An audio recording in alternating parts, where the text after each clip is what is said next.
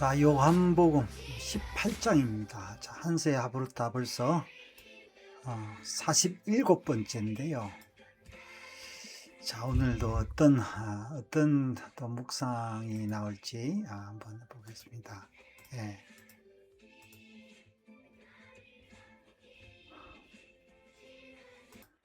예수께서 잡히시는 장면이죠.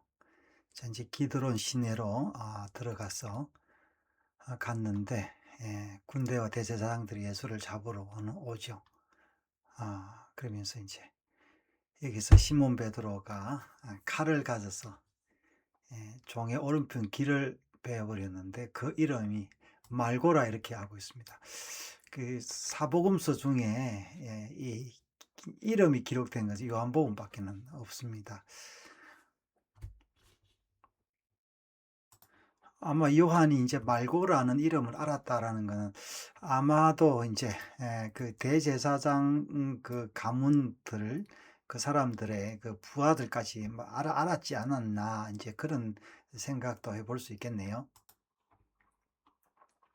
자, 모든 성경은 하나님의 감동으로 기록되었기에 기록 목적이 하나님의 의도에 집중되어 있습니다. 이 의도는 하나님 나라를 밝히 보여주는 것이며 그의 나라의 왕이신 예수 그리스도를 정언하는 것입니다. 복음서는 육신으로 이 땅에 오신 하나님의 아들을 역사적으로 증거하고 있습니다. 이 아들 예수 그리스도는 창세전 예정 속에 계시되신 하나님이십니다. 이번 본문은 요한복음 17장 예수님의 중보 기도 이후에 이미 예수님이 예고하신 대로 체포되는 이야기입니다. 다른 공간복음과는 달리 요한복음은 고난의 길을 고통이나 연민으로 기록하지 않고 영광으로 나타내고 있습니다. 예수님께서는 제자들과 함께 기드론 시내 건너편 동산으로 들어가셨습니다. 이 동산은 단순한 장소가 아니라 유다가 아는 곳이었습니다. 자, 그런 말로 단순한 정보가 아니라 배신이 작동하는 통로를 의미합니다. 유다는 장소를 알고 있었고 어디로 가면 예수님을 넘길 수 있을지를 알고 있었다는 것입니다. 그런데 바로 여기서 예수님께서 당할 일을 다 아시고라며 4절에서 말씀하고 있는데요. 전혀 다른 차원의 알을 말하고 있습니다. 그러니까 유다의 알미 공간을 아는 지식이라면 예수의 알은 시간과 사건 전체를 꿰뚫는 알미입니다. 유다는 알고 찾아오지만 예수님은 아시고 나오고 있습니다. 대조법이 좋네요. 예수님은 아버지의 뜻을 알고 그 뜻에 자신을 참여시키고 있습니다. 어둠이 빛을 공격하는 체포의 순간처럼 보이지만 본문을 조금만 깊이 들여다보면 하나님의 주권이 모든 것을 이끌고 있습니다. 겉으로는 유다가 사건을 주도하는 것처럼 유다는 군대와 대제사장과 바리새인의 관속들과 함께 횃불과 무기를 들고 예수님을 찾아왔습니다. 자, 이 성화인데요. 이 성화가 진짜 굉장히 선명하게 그려져 있습니다. 아마 이제 요 사람이 유다인 가룟 유다인 것 같죠. 이제 화가가 아마 금색 옷을 입혀놨네요. 유다를. 그러나 실제로는 예수님께서 먼저 나아가셨고 오히려 너희가 누구를 찾느냐라고 묻고 있습니다. 도망가지 않고 당당히 맞서고 있는 모습을 볼 수 있죠. 이 질문은 그들의 입으로 나사렛 예수라는 이름을 말하게 하는 것이었고 예수께서는 내가 그니라 대답하는 순간 군대가 물러가고 엎드려지고 말았습니다. 이 장면은 체포가 아니라 계시의 순간이었습니다. 내가 그니라 고 예수님께서 하나님 되심을 자신을 드러내실 때 인간이 어떻게 반응하는지 나타내는 순간이었습니다. 잡으러 온 자들이 도리어 무너지는 것은 예수님께서 잡히지 않을 수도 있는 분이라는 것을 분명히 보여주고 있습니다. 그럼에도 불구하고 예수님은 너희가 누구를 찾느냐라고 다시 묻고 있습니다. 같은 질문이 반복되는데 성경의 사고에서는 반복은 강조를 넘어 확정하는 것입니다. 그들이 다시 나사렛 예수,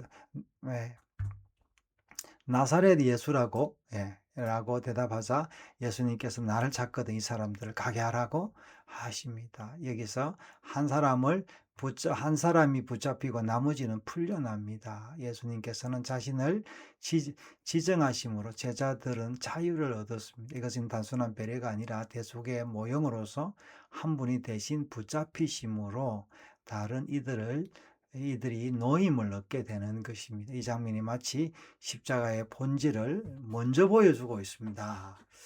동산이라는 배경도 의미가 깊습니다. 처음 동산에서 인간은 하나님의 말씀을 거부하고 숨었습니다. 그러나 이 동산에서는 예수님은 숨지 않으시고 나아가십니다. 자, 창세기 3장의 동산하고요.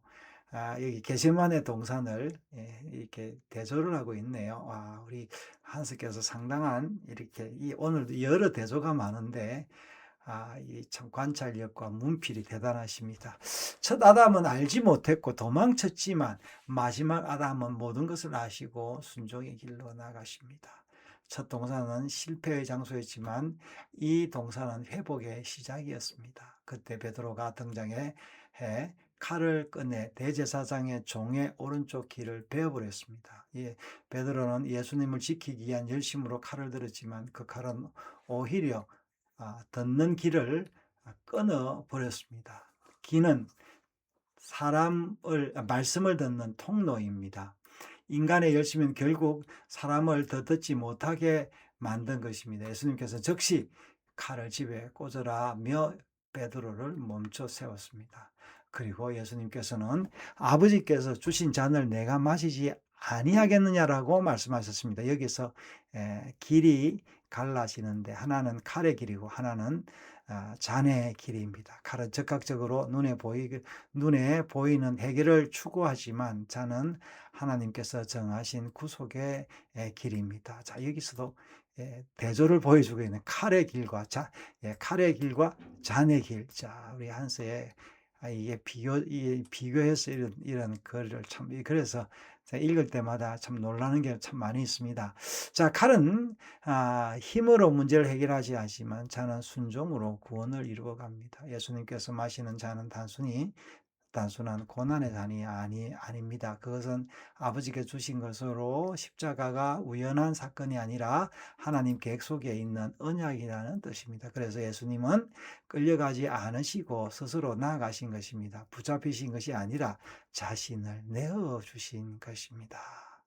자, 이 본문을 통해 우리는 복음의 깊은 모습을 보게 됩니다. 복음은 단지 예수님께서 고통을 당하셨다는 이야기가 아닙니다.